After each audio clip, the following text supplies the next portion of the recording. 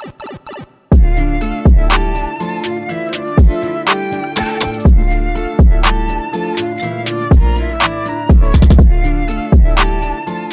FYF Sports. It's Lamont. We back. Another reaction video, another podcast episode. Man, appreciate you guys joining the show today, man.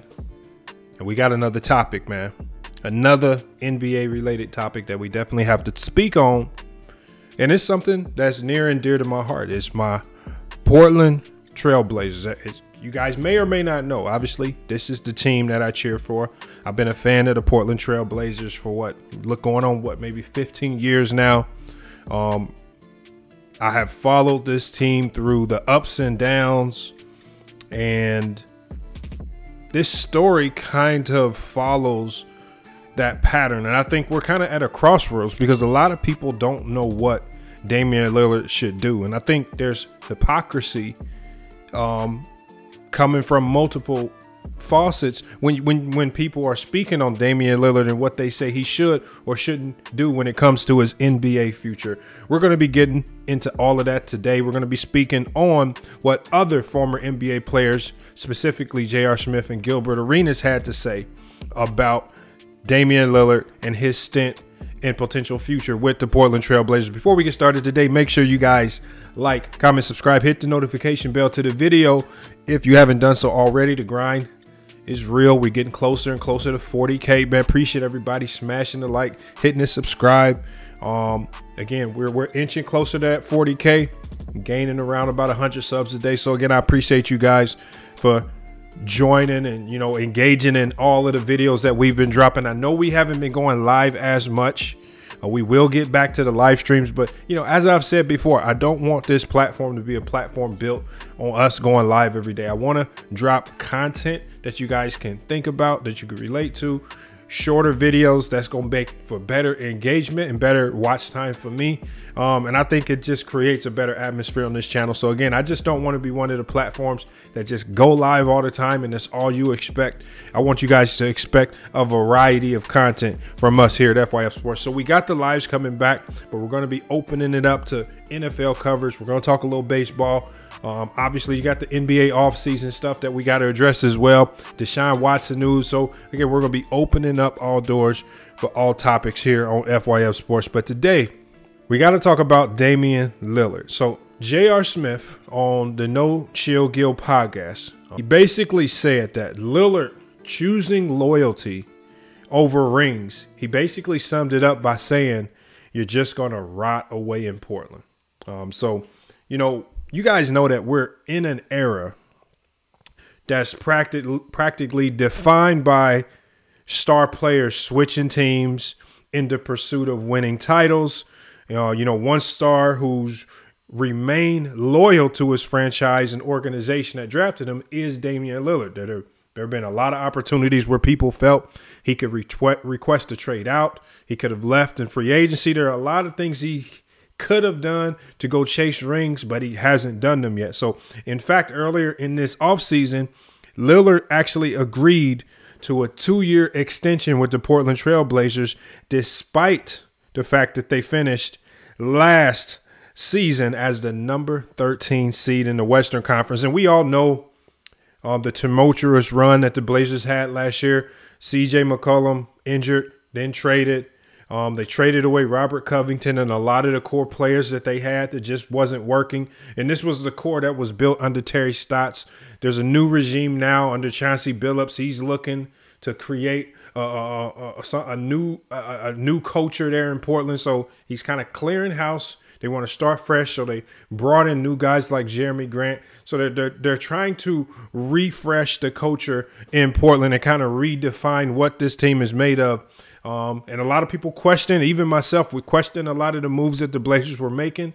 And it didn't really look like a team that was looking to build an immediate championship contending roster. It looks like they're planning for maybe 10 years down the line, but nothing that we're going to see have a major impact over the next couple of years if we're looking for the Blazers to be competitive. So although Lillard has been applauded by many for his loyalty, others have criticized it. And, you know, most recently, as I mentioned before, former NBA guard J.R. Smith, he chastised Lillard for his lack of desire to win a title. So what I'm going to do is I'm going to play this clip. I want you guys to hear this, about 5 minutes long. Again, normally don't play clips this long, but I want you guys to really get the full context of the conversation that they have. And then we're going to get right back to it to discuss the conversation between Gilbert Arenas on the No Chill Gil podcast. Link to this video and link to Gilbert Arenas' channel is going to be in the description of the video if you want to watch the full video yourself. But I need you guys to check this clip out right now. Fall for a player. You convince the player that he shouldn't team up, right? Do it on your own, win on your own. Then they tell you all these names, and then they're like, they did it on their own. No, Jordan had, Hall of Famers with him. Yeah, he didn't leave. They came to him. Magic, they came to him. Bird, they came to them. Yeah, nobody's going to Cleveland. You're going to have to pull some strings to get a player in Cleveland. For sure. You call me to come, hey, yo, GA, come to Cleveland. Bruh, hell no. No, thank you, LeBron. Right? So if players want to team up, right, and the owner's going to pay for it, do it. Like, is it about championships or is it about, like, you're confusing us? Yeah, for sure. Is it about them rings, that jewelry that y'all sit there on TNT and do all this with? Or is it about stats? Because we can all get empty stats in this mug. We can all separate everybody. We can push this 40, 39, 30. We can do that. Yeah. But y'all sit there and throw, those on bad teams. Now when I want to go hook up with a player so I can win, now you get me for that. Oh, you ain't competitive. You don't want to do it on your own. No, I don't want to waste 9 years of my career sitting here, and then now I got to go chase a ring. Now you laughing at me because I'm chasing the ring. But nah. If I can win a ring, if I can win 6 rings my first 6 years, goddamn it, I'm gonna do it. For sure. Right? That's why I feel, that's how I feel about Dame. Like, I love Dame. I love his game. I respect him for doing what he's doing. But at the same time, it's like, you just going rot in Portland, bro. Like, you are unbelievable. He's 2.0. Yeah, literally, like, go give me a bucket. He gonna get it. And he's showing up. He gonna play hard as hell. All of that. But I'm not, Brad. It's nice. I'm not about to rot in DC. It's a nice place. But that's what I said. The city is nice, but I'm not about my career. Like, I'm trying to win, bro. But not for that 250? But you know what? But you gotta remember. But he already had a 250 or what? But he already had a 190 something. So the extra 250, it's one of those things where it's like, I got 250, right? You offer me 250, and this other team is offering me like 190. And that's a real championship ring. I'm gonna take it. Oh, for sure. The reason I'm gonna take it is because the people you put in front of me are not even close to my stature, but because they got a ring, they get pushed in front of me. And on top of that, I'm gonna make that money back anywhere. That's what I would say. But how much do y'all even look into that or care about that? You do. You do, for sure. Because anybody who say they don't is lying. Because you force us to. That's why I say you force when you be like, yo, y'all gotta, you win. We see Charles Barkley getting laughed at the whole time. Nobody wanna be that. Yeah. Like, yeah, I got 26,000 points, but did you win a ring?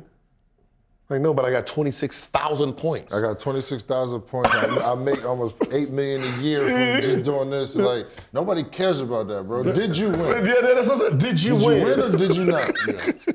And what are we talking about? That's the hardest argument. For sure. So they would put somebody who has 20 years in the league, won 5 rings, they got a total of 9,000 points. He is more valuable than 26,000 points and no ring. Bro, no lie. And I don't want to. I'm not lying. I'm gassing it. But there's a kid who walked up to me, right, and I can tell he really didn't know basketball, right. So he's like, "Yo, JR, man, like, I was telling my friends, like, your career is so much better than Tracy McGrady's." I was like, "What are you talking about?" No lie. That's real shit. I'm like, "Bro, what are you talking about?" He's like, "Bro, you won." You won 2 rings. I'm like, yeah, I had a great cast with me. It wasn't like I was the guy and I'm the reason we won. I was going to get 40. No, first of all, I was helping the guy go get 40. But you on can top say of whatever that, you like, want though, and they gonna roll with it. No, but you won. You won, like, bro. He used to go. We're not talking about that. Like, How do you feel when you gotta? Because I know, Gil, you deal with this all the time too. You gotta deal with fans like that, and they start talking your ear off, I and hate talking it, that dude. bullshit. I hate and you it. gotta try and be as Because possible. it's because that's what's being programmed. Program is you're not a real player unless you have a ring to back it up. for sure. But they're not realizing that, and that's why when I was doing the top 75, I said no, we're gonna get rid of these rings. Yeah. Because I'm looking at this list. There's people on here with 6,000 points, 4,000 rebounds. Yeah, they got 7 rings. But as an individual player, they were trash. Over Dwight? Trash. As individual players, they were trash. They were just on good teams. Yeah. And there we have it there. J.R. Smith, Gilbert Arenas on the No Chill Gil podcast. You guys heard it right there. Having a conversation, having a real conversation. Look, these are 2 former NBA players. One player, when you talk about J.R. Smith, who didn't have the statistical success as a player like Gilbert Arenas, but he did get the championship. So Smith, he played for a number of franchises throughout his career. Although he was never known for chasing championships, he was lucky enough to win that one title in 2016. So surely that alone kind of gives him a bit of authority to speak on the value of winning a title. And then as for Gilbert Arenas, he was a 3-time All-Star in his 11-year career. However, he only went to the playoffs 5 times, and he only got past the first round once. And surely he would have loved to win a title during his NBA career. And you guys can hear that in the way he talks about the game. So finally, when it comes to Damian Lillard, right, it's growing increasingly likely that he'll end up playing his entire career in Portland. And whether the franchise is able to, build a title contender around him or not, that's something that remains to be unseen. But just kind of given the makeup of the West right now, it just looks like that's probably not realistically going to happen. But I like some of the points that they were making because it kind of exposes the hypocrisy in some of the takes that people make. Because in one hand, you'll have a player like Shaq. When we talk about Shaquille O'Neal, you'll have a player like Shaquille O'Neal criticize Kevin Durant for leaving OKC to go join the Golden State Warriors, a team that he knew was bound for championship success once he joined, and he knew that he wanted to win. And this is Shaquille O'Neal. This is a guy that left the Orlando Magic, a team that had been to the NBA Finals, got swept, and he joins the Lakers for greener pastures. So similar to Kevin Durant, I think it's a bit hypocritical for Shaquille O'Neal to criticize KD because he made a similar move to greener pastures. He knew that Orlando didn't have the market to entice high-level players over, high-level coaches over to consistently win. So what did Shaquille O'Neal do? He left. He went to L.A., and they ultimately won multiple championships with the development of Kobe Bryant, but then also bringing in a coach like Phil Jackson. Obviously, the allure of L.A. brought him there. And then really, you're talking about really good role players, the Derek Fishers and all these guys that you're able to surround him with.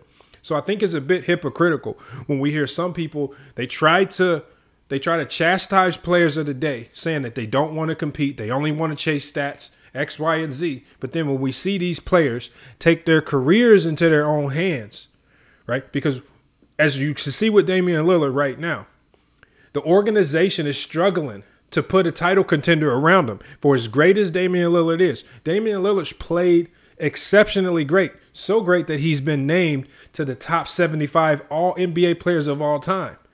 Even playing up to that high standard, Portland has struggled to put a championship cast around him. And if he stays in Portland, there's an extremely high likelihood that he will end his career without any titles whatsoever. But then when we look to players that go from team to team, when you have the LeBrons and the Durants, even the Kawhi Leonards, these guys will leave a team quick, fast, and in a hurry if you are not consistently trying to build a championship winner around them, and they will go find a team that either already has that or is willing to utilize resources to put themselves in a situation where they can win championships right now. So is it that this generation, and this is for the people that are hypercritical of this era, are these players not competitive? Or is it the organizations who get lackadaisical? Some can say that Portland has gotten lackadaisical with Damian Lillard, and maybe they haven't tried as hard as they should to go get the free agents that they need to go win a championship. You can say the same for a lot of franchises. When you look to the Washington Wizards, when they had Bradley Beal and John Wall, did they do enough to capitalize on having those two stars in the backcourt? All right, when you look at the Boston Celtics, all right, obviously they've had Jason Tatum and Jaylen Brown for a number of years. But we've watched Danny Ainge, who's now gone, be extremely cheap with that roster, letting guys walk for nothing. Not utilizing trade exceptions when players leave. Not doing the absolute most to stock these rosters with talent so they have the strongest possibility of winning. And winning a championship at that. So I think before we start criticizing players who are actively seeking out teams that can put them in a situation to win, and before we start criticizing them and start comparing them, just like Gilbert Arenas said, to teams that have passed. People say Jordan didn't need to switch teams. Well, Jordan didn't need to switch teams. He had an organization that knew how to draft well, which they drafted Horace Grant and Scottie Pippen. Well, they traded for Scottie Pippen. They knew how to put talent on that floor, but they also knew how to play the numbers games. Remember, they lured Scottie Pippen into signing a bad deal. They never wanted to restructure that deal and pay him what he was worth. When it was time to let a player like B.J. Armstrong go, they let him go without any hesitation, and they had to find a replacement in an injured Ron Harper, where they vastly underpaid him as well. Even when they got Dennis Rodman, when his reputation in the NBA was at its worst. Dennis Rodman was potentially close to being out of the league, as that no other team was willing to take a risk on him. But the Bulls were able to lowball him and get him to the Bulls for literally pennies on the dollar. And Rodman, especially that first year in Chicago, was playing at an all-star level, led the league in rebounding, first team, all defensive. And so different times, the cap was different. When we look at a player like Patrick Ewing, a player that vocally spoke about wanting to leave the Knicks, right? But because of the way bird rights were structured in the 90s, he couldn't leave, because to essentially leave his team, he would have had to take about a 70% pay cut because of the CBA. And what player's willing to do that? So he was essentially forced to stay in New York, strong-armed to stay in New York, because they had a stranglehold on his money. And he didn't want to give up that much money simply to go to another team. That would have been a lot of money to give up. And I don't think anybody in their right mind would do that. We saw Akeem Olajuwon want out of Houston, right? He didn't like the deal that he was in. So there were a lot of players in other eras that wanted to do the things that players of the day are doing.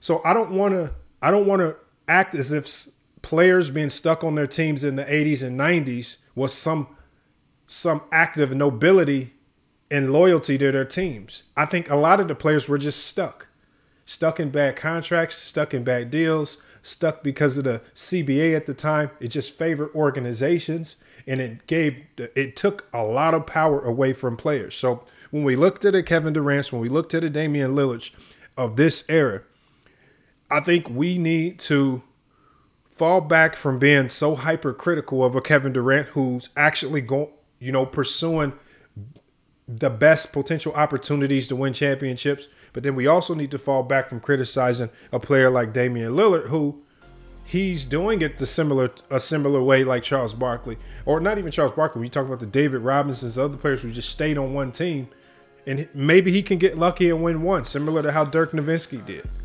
But again, it's going to take an extreme amount of luck.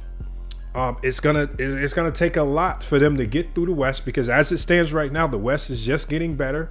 Not just getting better, but they're getting younger. And more star players, if you look at the Minnesota Timberwolves now, are getting paired up, because you have organizations now aggressively trying to put these teams together via trade. So I think it's just going to get harder and harder for the Portland Trailblazers to win. I would love for them to have some form of success this year. I honestly don't see it just yet. I believe they can make the playoffs with the talent that they have if they can stay healthy.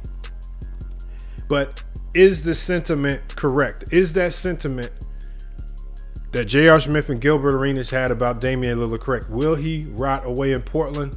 I don't feel like he will rot away in Portland because this is the place that he wants to be. And I think he's content with retiring with 0 rings, irregardless of what the fan perspective might be. And then the fact that he's already been labeled one of the top 75 players of all time has already kind of cemented his legacy in NBA history. So as a player for him, if he's content with his situation, what more does he need to prove? Because individually, he's literally accomplished almost everything that a player could outside of the MVPs or finals MVPs.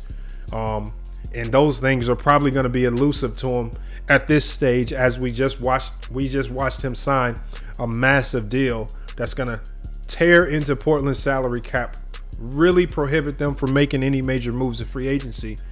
And they're probably just kind of going to be stuck with a mediocre roster, at least for the next 2 seasons. We'll see what they do after that. But you guys, let me know in the comments what you think about Damian Lillard, your thoughts on the Portland Trailblazers, the future of this team. Do you think that the Blazers can find a way to replace the scoring prowess of a CJ McCollum? Do you think they can bring guys in that are willing to defend the way that Chauncey Billups wants them to?